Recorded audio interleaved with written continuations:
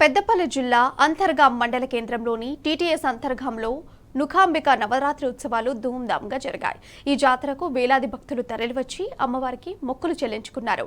గత 69 ఏళ్లుగా జాతరను ఘనంగా నిర్వహిస్తున్నామని ఆలయ కమిటీ చైర్మన్ రామారావు తెలిపారు. స్వీపింగ్, వీవింగ్ మిల్లులో పనిచేసేందుకు బర్మా, శ్రీలంక దేశాల నుంచి వేలాది కుటుంబాలు అంతర్గాం వచ్చి ఇక్కడే స్థిరపడ్డ కాందీశికులు జాతరను నిర్వహించడం ఇక్కడి ప్రత్యేకత.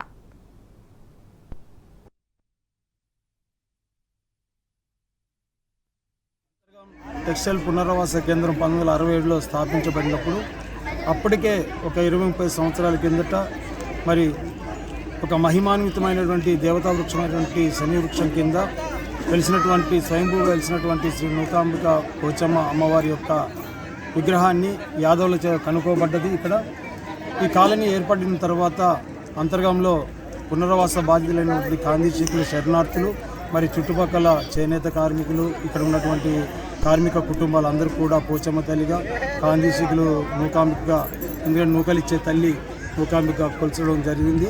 గడిచిన 59 సంవత్సరాలకు ఇక్కడ అమ్మవారికి ప్రతి సంవత్సరం ఉగాది ముందు రోజు వచ్చేటువంటి పాల్గొన అమావాస్య రోజున అమ్మవారికి విశిష్టమైనటువంటి పూజా కార్యక్రమాలు, ఉదయాన్నే అభిషేకాలు, మధ్యాహ్నం చండీ హోమం, సాయంత్రం అగ్నిగుండ ప్రవేశ మహోత్సవంతో అమ్మవారి ఉత్సవాలు ముగిస్తాయి. అంతర్గా నూకాంబిక అమ్మ కొలిచిన బంగారం. అమ్మను నమ్ముకున్న వాళ్ళకు ఇంతవరకు ఏ ఇబ్బందులు లేకుండా సుఖ సంతోషాలతో కాలం గడుస్తుంది. అమ్మవారి మొక్కు తీరు శూలాలు. అమ్మవారి ఏ విధంగా కొలుస్తామో ఆ విధంగా అమ్మవారి కరుణ కటాక్షం మన ఎందు ఉంటుంది. అగ్నిగుండాలైనా, శూలాలైనా,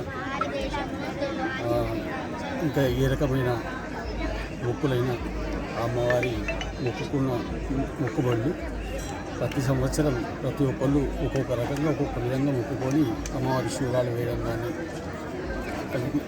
చేస్తుంటారు.